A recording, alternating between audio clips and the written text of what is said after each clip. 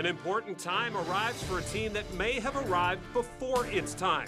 Coming off a surprising playoff appearance, the Packers enter this weekend's draft armed with perhaps more assets than any other team. Tonight on Cover 2 Draft Edition, we preview the prospects, look at the local hopefuls, and of course, go on the clock. Will Brian Gutekunst make a move in the Motor City? The year before the draft, moves to Titletown. If you want to be ready for the weekend, don't move. Cover 2 Draft Edition starts now.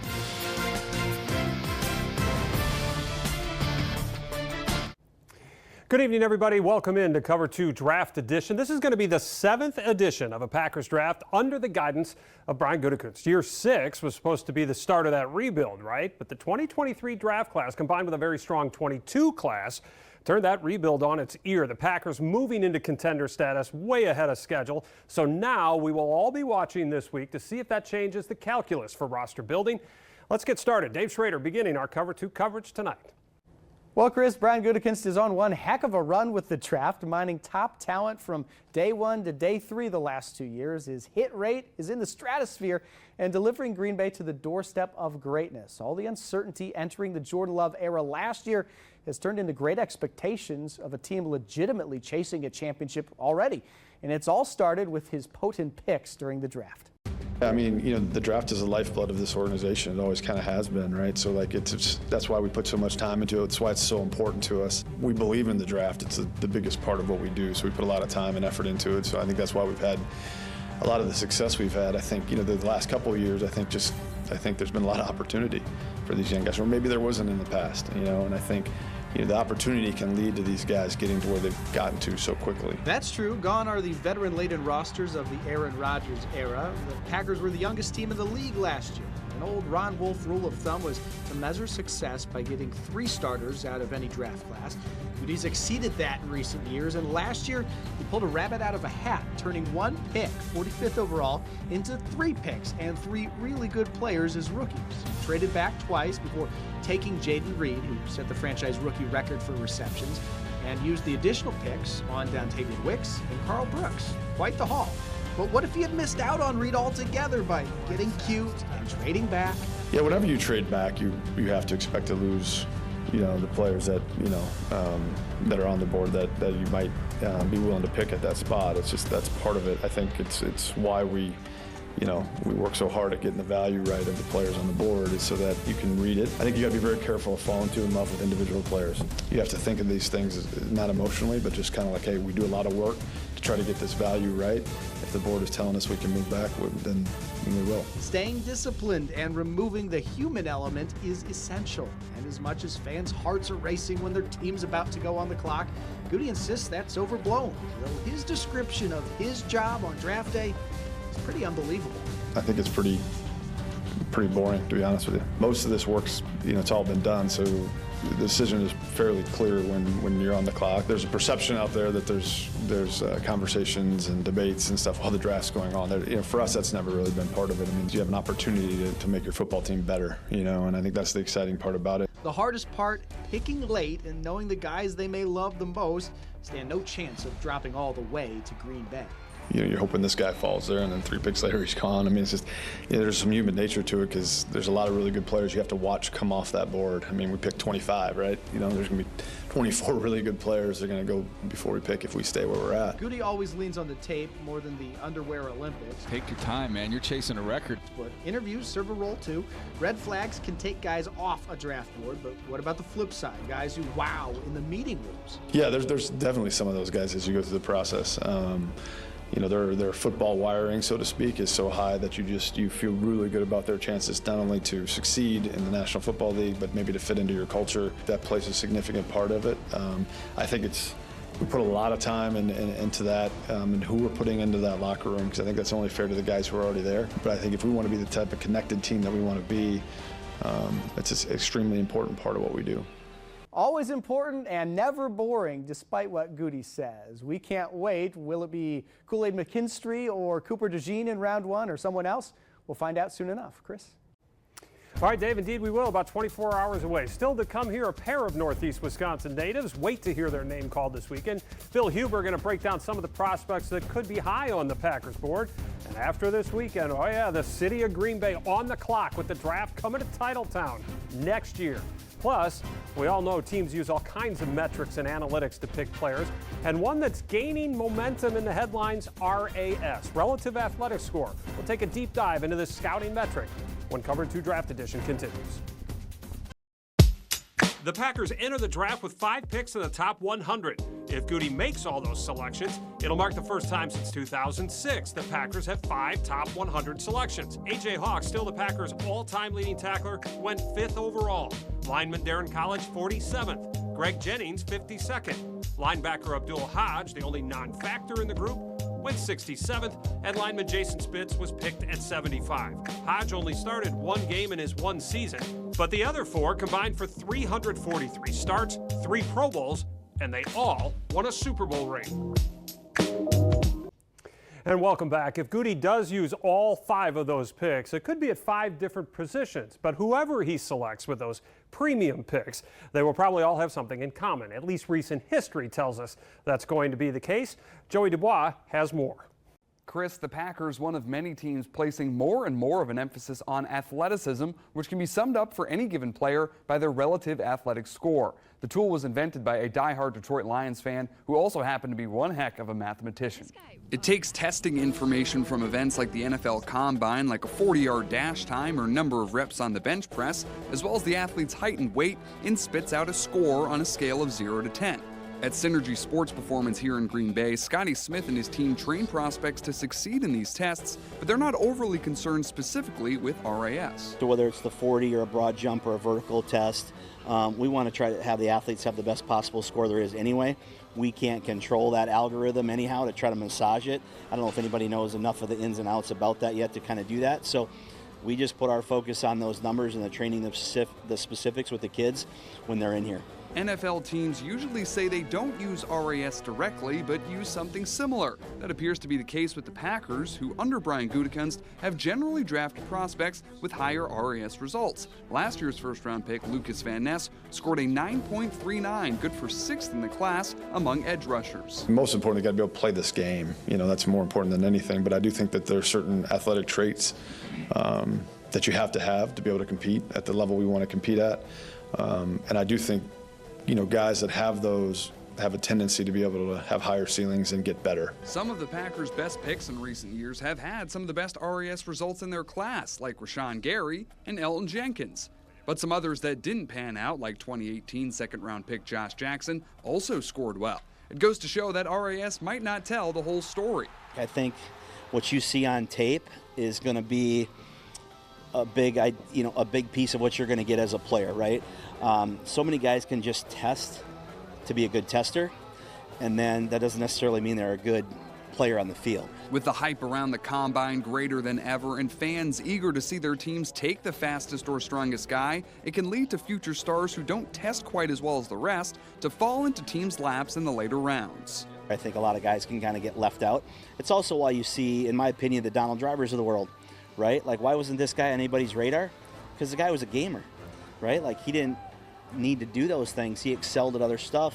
He got an opportunity and he ran with it. The New Orleans Saints have the highest average RAS over the last 3 drafts, with each producing an average of over 9 per player. But over the last 3 seasons on the field, how many times have the Saints made the playoffs? 0.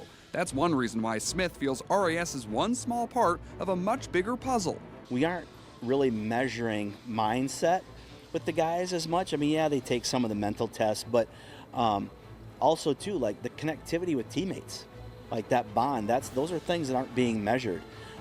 So we might see that there might be some other immeasurables that are in an RAS score. I always look at it this way. There's been a lot of fast guys in the NFL that haven't made it a long time.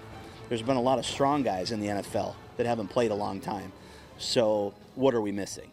The average RAS of the Packers selections from a year ago was 8.65, which ranked 12th in the league. It appears to be a strong class with guys like Van Ness and pass catchers Luke Musgrave, Tucker Kraft, and Jaden Reed making an impact in year 1. We'll find out starting tomorrow night just how much they emphasize RAS this time around. Chris? All right, Joey, thanks. One thing Goody emphasized to us again this week when it comes down to finally making a decision, especially with two guys, maybe they have similar RAS scores, he always goes back to that tape. Can the guy play? Well, the tape on this local product was much better in 21 than it was in and 22 than it was under a new coach in 2023. So what is that going to mean for Fond du Lac's Braylon Allen this weekend? That story when Cover 2 Draft Edition continues. Remember this guy? Well, that's Braylon Allen. Oh, back in his high school days in Fond du Lac. And that intimidating presence, well, it still stacks up as he gets ready for a call from the NFL. Allen ran roughshod through defenders as a Badger, and now he hopes to do the same thing in the professional ranks moving forward. Dave Schrader rejoins us with more. Let's be real. We knew this day was coming a long time ago. You couldn't watch Braylon Allen in high school and not expect an NFL future. The Fond du Lac native we affectionately referred to as the man-child is all grown up now. He may still be too young to get a legal drink, but the running back who took on the bruising Big Ten at age 17 has come a long way from his high school days. But let's be real, Allen looked pretty formidable in the weight room even back then in high school. He's traveled quite the road to get here, ready to be picked in the NFL draft. Obviously, high school experience was very different than most. Recruited as a defensive player, committed to Wisconsin as a safety after my sophomore year. Going into my junior year, decided to reclassify up a grade, and that fall, due to COVID, our season got canceled, so we played in the spring. He turned around and had quite the college coming out party en route to an amazing career. He scored 12 times as a freshman, 11 more as a sophomore, and then a dozen more as a junior. I think my favorite play was my last run against Northwestern my freshman year. I think it was only like 33 yards, but broke a bunch of tackles, and it was my third touchdown in the game in my first start. So I think that was my favorite one. And all those kind of follow up behind it. 96 for sure, school record, and then of course the touchdown pass. So many to choose from, honestly, but with so many running backs to choose from and the NFL's de-emphasis on the position, what sets Allen apart? I bring a lot of physicality and the downhill kind of running style, more old school style, but I can also catch the ball well, run routes, pass protect. I think, the thing that has separated me, and I think separates me from other players in the class is my IQ. I think I see the game from a different lens, a different perspective, and I take my studying very seriously. And Allen's still youthful age doesn't hurt. That I haven't just been like, I'm 20 years old. I think, most of them know that, and they take that into consideration. But, of course, I think it helps me. You want a guy who's still a little more fresh. He's fresh now, but battled a high ankle injury to end his college career. Allen says he's healed up now, but didn't run the 40 or shuttle drills at the combine or his pro day, saying he wasn't healthy enough soon enough to put in the training to fully realize the target numbers he feels capable of. Instead, Allen will rely on the tape, and he's certainly taken a proactive approach to avoiding injury moving forward, picking the mind of former NFL rushing champion Derrick Henry. How to take care of my body, that was the biggest thing I had for him. A guy who's been as effective as he has and as good as he has for as long as he has. Longevity and, ability to play week in and week out, with very limited injuries. Obviously, he's had a few, but overall, he's been able to stay healthy. So a guy who's similarly built to me, kind of a similar size, I wanted to see, how he takes care of his body. Allen had to endure a coaching change in college, but is looking at the bright side. Being forced to adapt to an air raid scheme allowed him to put 28 catches on tape, as well as more pass blocking too. Right now, Allen projected as a middle round pick. All right, Dave, thank you. When Cover 2 Draft Edition rolls on, look who rolls in. Jason, Rob, and Mark go on the clock when we come back. Welcome back. Time to go on the clock as we say hello to our familiar friends and faces. Jason Wilde, President, Chairman, CEO of Jason Wilde, Inc., Rob Demoski, ESPN.com, and Mark Daniels, WTAQ, WTAQ.com. We pulled you out of the mothballs from the offseason, gentlemen. 2 years in a row, some rather large offseason stories for the Packers. Maybe not as large as Aaron Rodgers going away, but they have not been lacking for making headlines, Jason. Which one grabbed your attention the most? Mothballs. That's where I got this shirt on. Actually, with a collar for once. Ball hit. I actually made contact. Look, I know that we're going to talk more about Jeff Hafley, I'm sure, during the course of this, but how is that not a number one. There's plenty of others that these guys love to choose from. But since I'm first, I have to go with that. We've talked about Joe Barry ad nauseum. They've made the change. Now we get to find out not only is 4-3, 3-4, all the other stuff, but mentality, approach, scheme. Is that all going to make a difference for a team that has had a lot of years of meh defense? And that's the main bar to this, Jason. But the sidebar is the strength thing, in my opinion. Really? Wiped out the entire strength and conditioning staff. Everyone wanted to, Mark, blame the medical, the rehab, the trainers, the team doctors for all the hamstring injuries, all the soft tissue injuries. This tells us that it's not those people, it's the preparation in the strength and conditioning program, and now they've made a huge change there, and we'll see if it makes a difference. Good points, both, but I still think it's Brian Gutekunst purging the organization of the Aaron Rodgers gang. Okay, last year it was in mass with Cobby and with Big Rodgers. Dog and Rodgers himself. Now it's Bakhtiari, and it's Aaron Jones, and it's Devondre Campbell. Now he has got to build a Jordan Love-centered team, and that is where they're going. All right, well, that's what's going to happen this weekend. At least that's the plan. Let's go back to Jeff Hafley and how it impacts perhaps this weekend. We know it's going to a 4-3. They got Xavier McKinney, which when we talked to Xavier McKinney, I told him what Jeff Hafley was describing in a player, and we all joked it was the perfect player. So I asked him if he's the perfect player. He said, no, but I want to try and be perfect. But it's not perfect yet. They still need somebody else. So how does Jeff Hafley's scheme affect what they do this weekend, Jeff?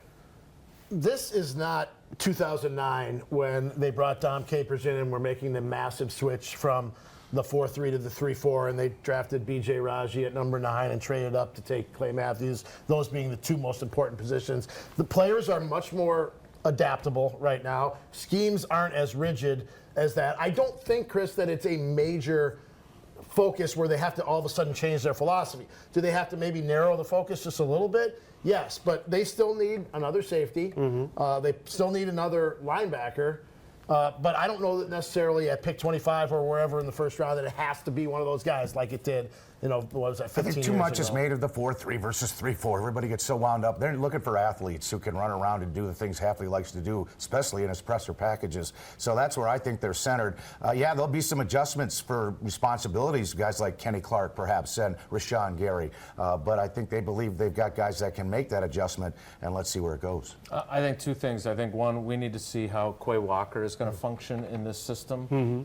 If anybody should benefit from this, it would be him and Kenny Clark. But secondly, and Rob and I were talking about this on Wilde and Tausch the other day, the idea, shamelessly, I was just about to plug it, but go ahead. You can plug it again. I'm trying to maximize listenership, especially when Rob's on, because he's the bold one. But look, the other part of this is we're going to find out their plans for other players on defense based on what they do drafting defensive players in these 3 days. Do they think Kenny Clark is worthy of a third contract? Because it feels to me like the youth movement is nobody's worth a third contract. So 1.6, right? Is it? Right. So we're That going was just the second contract. Right. 1.6 So draft. I think it'll be interesting to see what we find out. What we find out, they're not going to give Eric Stokes the fifth-year option if they draft a corner. Right. Are they planning for life without him? It's going to be really interesting to learn those things. It is always what else the draft pick says, not just about the player that they like. All right, what Rob said on Jason's radio show, which is called Wilde and Tausch, if you didn't know, was about 2 weeks ago, and Tausch asked you a question about Josh Myers, and you said, and I'm paraphrasing, so you correct me where I go wrong here, but someone with the Packers said that they believe he's a really good right tackle. He could be a Pro Bowl guard, but a potential Hall of Fame center, right? Pro Bowl right tackle, all-pro guard, potential Hall of Fame center. And it started on a discussion of who's the center the following year because Josh Myers is going into his contract. And I said, might be Zach Tom. Okay. Based on that. So does this way of thinking, in your opinion, affect what they do? Because they clearly need tackles. Yeah. And if they keep Zach Tom there, they need a swing tackle for depth, or they need a new starter at left. Right. So there's a lot of machinations that come off of this, and it's worth discussing because this is a tackle-rich draft. So what do you think? They're drafting a tackle, whether it's in the first round, second round, third round. It's got to be. Might be more than one. It's got to be within those first two days of the draft. I'm sure they could add depth later, but they're going to take a tackle. It's just a matter of whether it's at 25 or 40, whatever, and 50, whatever. I agree, yeah. They may have to go for the first time in round one. If enough of them hang on. 2011, which was back-to-back years because Brian that Balaga didn't go went very 2010. well, obviously. So, yeah, it's got to be high on their list. But, again, high priority is how well they scout these guys. Saturday's selections. They just seem to find them. The versatility is important. And Zach Tom is going to be, I agree with you, a moving piece moving forward with this front. Oh, first of all, I want to be very appreciative of Rob making a lot of waves with that comment because the aggregators loved it, we loved it, we got days of content. But here's the thing. It doesn't really matter what those people that told Rob that think if they don't actually move Zach Tom. They can't and they move think him he's yet. a right tackle, right? And so what about, and look, I don't know what they're going to do, but I saw that both Daniel Jeremiah and Dane Brugler said that this is a top-heavy tackle class. Are the Packers willing to give up one of those picks to go up from 25 to get a tackle they like in the first round? If they're not, then the Graham Bartons of the world, who does seem to fit the Packers' suit of he played left tackle, but we don't want him to play left tackle necessarily, could also be an Josh option. Sidney, T.J. Lang, right on down the Every line. alignment they drafted J.C. was a Treader, left tackle, right on down and the then line. Sean Ryan. Exactly. Was playing right guard. Dietrich Smith was Right. a tackle at Idaho State or Idaho. So we'll see. There's a blueprint. But there's clearly a need, and whoever they're going to do, I will be surprised if Josh Myers gets an extension the way they talk about what their plans are. All right, the Packers came much further last year than anyone expected, probably, and if they're honest with us, than they expected themselves. So they're close, right? If Jordan Love stays where he is, and this is him, then they're really close. So should Goody step on the gas? Mark, I'll start with you. If he sees a player that he thinks is the difference maker, is this the year to go get him, regardless of what it costs? Oh, is this Mike Ditka sending him Well, all out for Ricky Williams? No, but I know Goody's not going to step on the gas. He's still going to drive Miss Lambeau nice and steady and let it work for himself. I think he's become very adept. There you go. Very adept at just adding athletes who can, they find out, can play. And that was a big question last year. A lot of kids running around in camp we were all impressed with. But I asked John Eric Sullivan in the middle of camp, all right, but can they play? And I said, we'll find out, and they can. And if they get another hit like last 2 years, look out. Yeah, I think they stick to their strategy, which sometimes involves moving up incrementally. They're not going from 25. They're not going to 12 to get right. Yeah, Mr. Mitchell. No, they're not going. They're not going that high. I mean, Goody said the other day, right, we have 11 picks. We'd love to end up with 13 or 14. Again, who knows if you can believe anything in those comments. But his history would tell you that the more at bats you have, the better chance you have for hitting one out of the park. But I don't see. The other thing is any NFL team ever really just one player away? To me, it's unless it's a quarterback, it's more than just about one player. So I don't see that happening. Look, there was a guy that ran the draft for 13 years that loved to trade back and accumulate picks. But in 2009, he moved up from the second round into the first to get Clay Matthews. So, we asked Goody that question, in fact, on Monday, and he said, you really want those 5 out of the first 91. It better be a special player that you can't get in most drafts. So it's not just in later in this draft. It's like in a span of 5 years. Sure. So I don't know if there's that player. I think your Jaden Reed point the other day in the press conference was right. He took a second-round pick. He traded twice, and he turned one pick into Jaden Reed, Dontavian Wicks, and Carl Brooks. And didn't take Bo Callahan because no one went to his birthday. The risk Jason pointed out is if you loved Jaden Reed, maybe you wouldn't have gotten him. But there'll be more moves. There'll be more moves like that this weekend, but maybe not it with the won't same be on success Thursday rate. and Friday. We'll see. All right, let's go to ad-libs here. Goody will back to offensive line, and he will draft blank number of offensive line. Jason. He's got 11 picks. If he uses them all, he'll pick 3. I'll say 2. That was my number 3. Yeah, he did it 2 years in a row before not taking a single lineman last year. They need to find a starter at blank position. Jason. They got to find a safety. I like Anthony Johnson Jr. and Benny Sapp III, but they got to find a guy that can play there right away. Safety is probably on defense. I still think left tackle is. I'm not convinced that they have their long-term starting left tackle. They might, but I don't know if they're for sure. A tackle, I think, is time for I'd throw a linebacker in there as well. Goody has drafted more offensive players than defense in each of the last 4 drafts. That will happen again, true or false? I was going to say, I thought was that a true or false question? It feels like he's drafted a lot more defense, right? It does, right? Which is why that's surprising. Certainly up there. Right. But True or false, he'll draft more offense and defense this No, year? not this time. Nope, Sounds like a I don't false. think so. False. Yep, false. More offensive players this year? Right. I think he will. Need some running backs, too. It'll be true. Okay. Each of the last 2 drafts, we talked about one of these draft day deals, he's made 2 draft day deals. He will make blank draft day trades this year. Well, if he's got to get to 14 picks, he's going to make 3 of them. Yeah. I think he'll make one more move than he has in the past couple of years, so yes. I'll go 4. Okay. Wow. He'll stand pat at number 25. True or false? Well, I like these true or false questions. False, but he'll go back. Okay. I say true. He picks. He stays there. The Packers will select blank with their pick at 25. This is the Packers picking, not you. Yes, Amarius Mims, the tackle from Georgia, he's only got 8 starts, so he wouldn't have to play right away. Yeah. But they like his potential. They had him in for. I had a choice between Mims and Cooper DeJean in the ESPN mock draft. I kept going back to the fact that Cooper DeJean just feels like a Packers pick. In fact, I was told a month ago that was their guy. Now things changed, but I'll still stick with Cooper DeJean. He is the popular choice. Yeah, best offensive tackle available. Broken clock is right twice. The player I want them to pick is blank. I want Cooper DeJean. Okay. Xavier Worthy. I was told Texas. of all the years Receiver. that they don't need a receiver. I was told that they love Xavier Worthy. What, the fastest guy at the comp was? 25 is his range, right? Yeah, Wouldn't that be be something something? if all the years that they didn't draft a receiver in the first round? But that would be How interesting. about Bo Nix? Oh, okay. Good. To end on some controversy here. Thank you, Mark. We appreciate it. Guys, thanks so much. We'll see you out at the draft tomorrow night. And up next, sometimes he fills in on the clock, but he's a mainstay of this program. Bill Huber breaking down the prospects he thinks the Packers are looking at when Cover 2 Draft Edition continues. The Packers have their man. Jordan Love appears to be the next franchise QB in Green Bay. The last 2 times the Packers settled on their signal caller, the next drafts played out the same way. In 1993, with Brett Favre entrenched, GM Ron Wolf selected linebacker Wayne Simmons with the 15th overall pick, and then traded back into the first round to take safety George Teague 29th overall.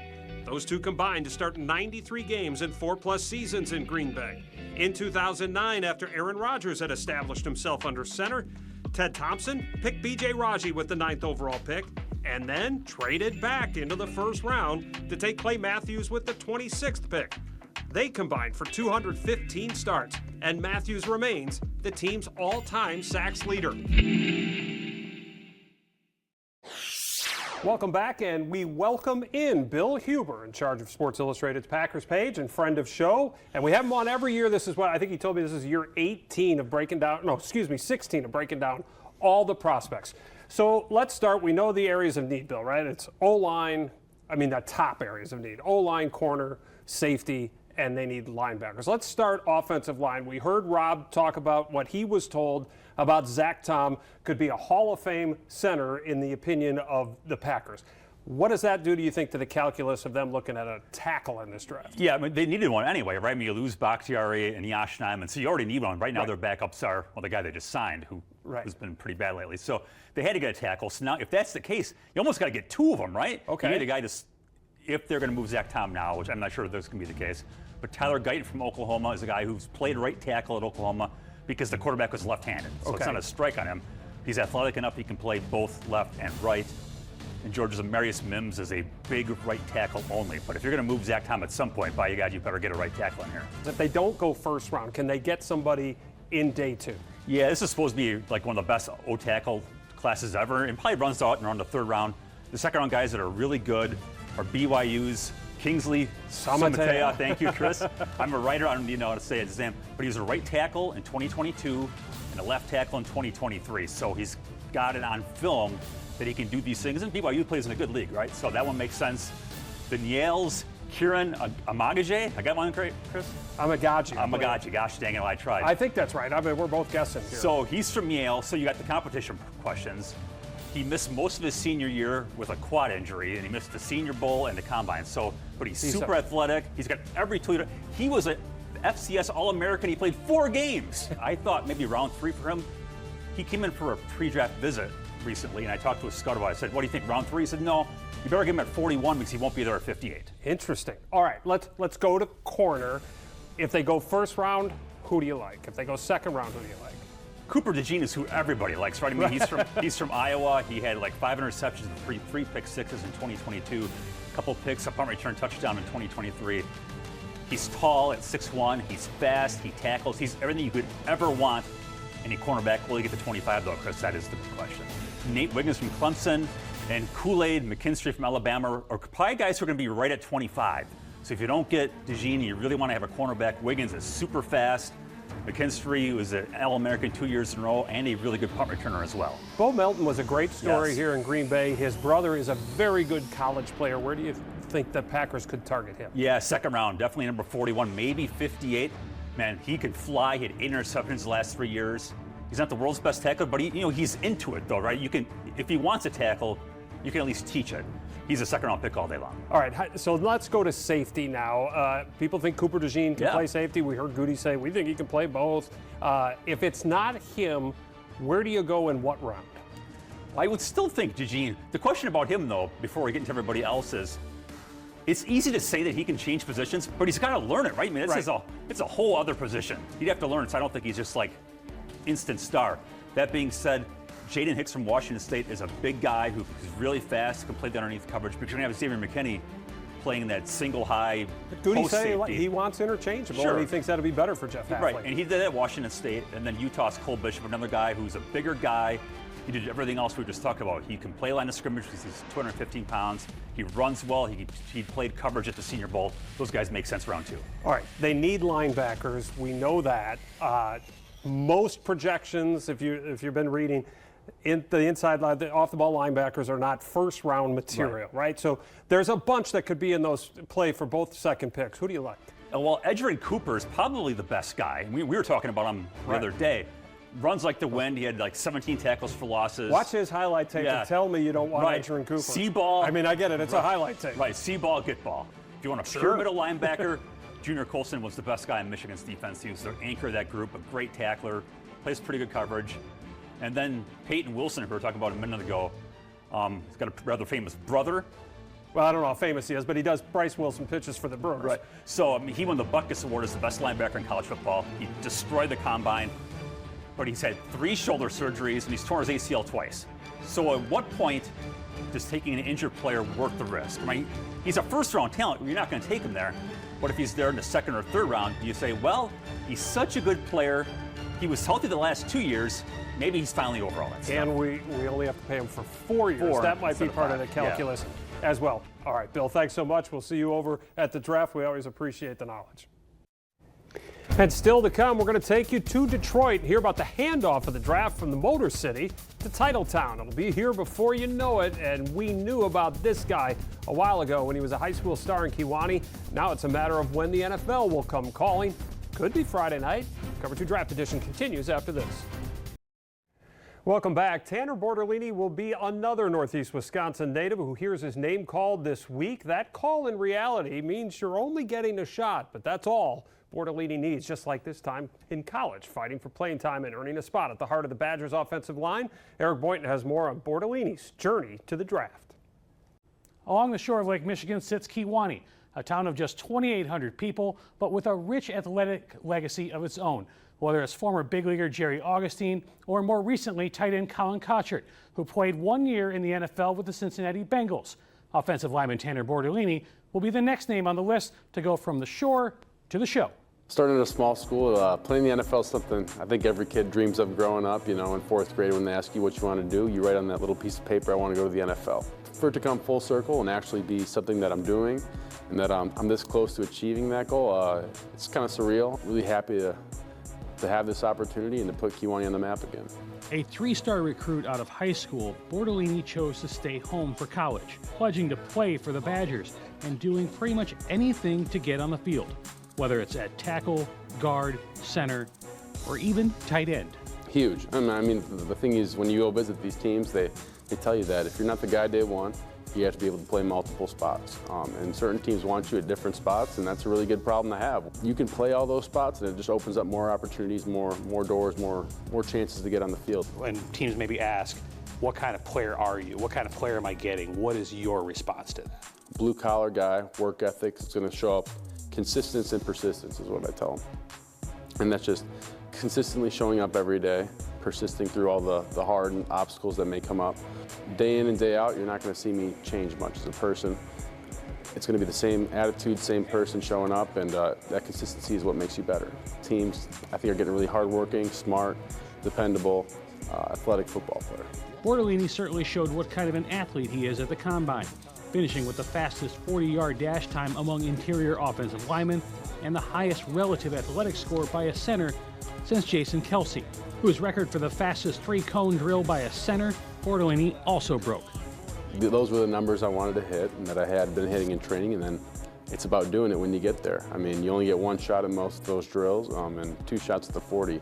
So when that opportunity comes, you have to do it and do it to your best on that chance. To see it all come together like that and then really show some people that I do have the athletic ability to compete with some of the best. It's safe to say joining elite company will help you get noticed a little bit more.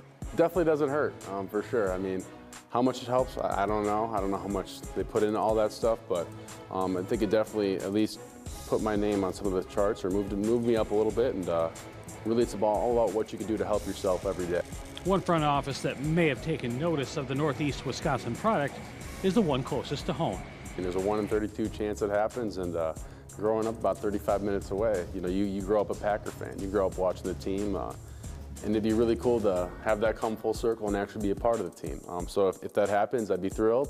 If not, it is what it is. I'll be a little nervous, but I'll be excited. I mean, wherever I go, it's a great opportunity, and it's going to be a new chapter, but I'm really excited about it. Bortolini is one of the names draft experts believe is moving up the big boards of teams around the league. Originally seen as a late-round pick, Bortolini is now projected to be a 4th rounder and may even hear his name called late on day 2. Chris?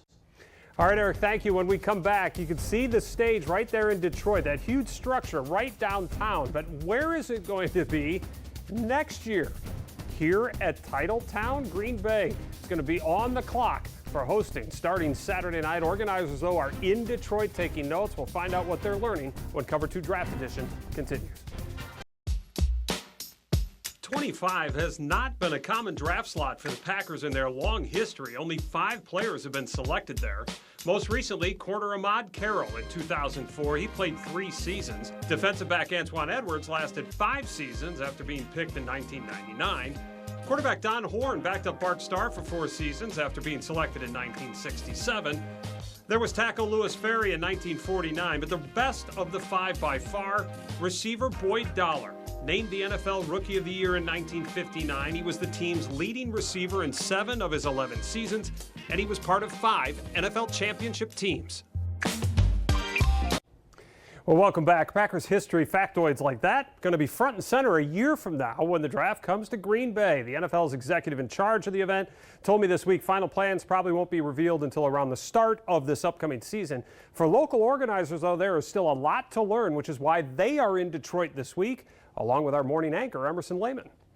The band Kiss rebranded the Motor City as Rock City, and let me tell you, Detroit is rocking and rolling this week with roughly 420,000 people expected to attend the 2024 NFL Draft. Downtown Motown has been transformed into a football mecca, and over the next 3 days, Detroit will have the chance to showcase itself to millions of people around the world.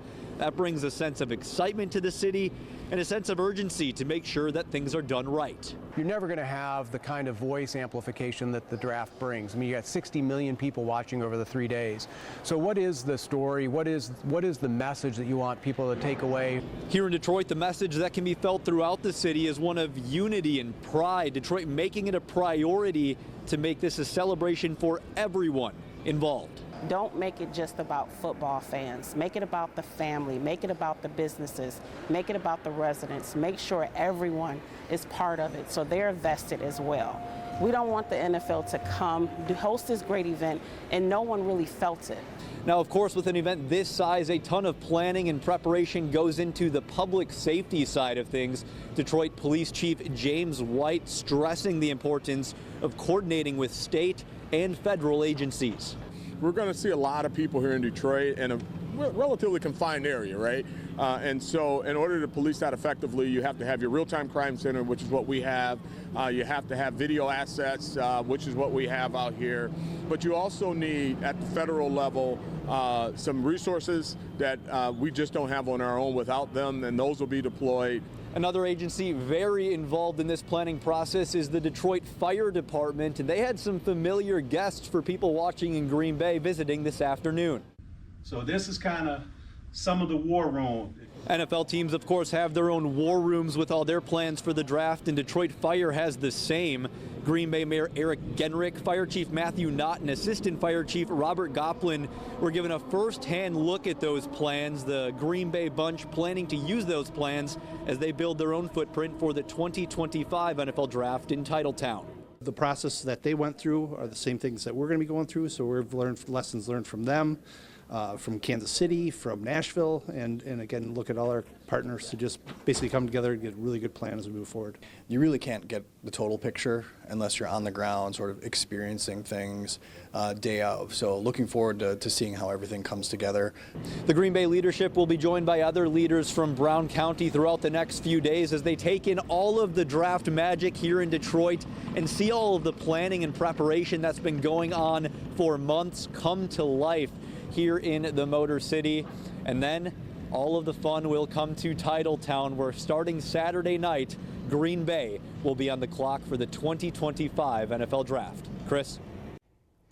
All right, thank you, Emerson. Well, we're going to wrap it up after this. A final look at who we think will be announced as the Packers pick tomorrow night, ensuring pretty much that none of them are going to be picked by the Packers. We'll be right back.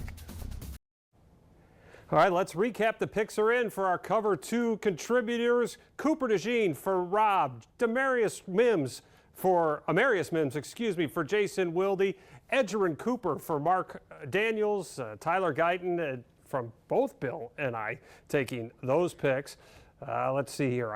We got to keep moving. Kool-Aid McKinstry is the pick of Dave Schrader, Cooper DeJean from Eric, and Joey Dubois also taking Cooper DeJean. So that's our show for tonight. Thanks for watching, everybody. Don't forget, this is your home for the draft, starting with round 1 Thursday night at 7, rounds 2 and 3 Friday at 6, and then all day on Saturday right here on WBAY. Thanks for watching, everybody. Enjoy the rest of your night.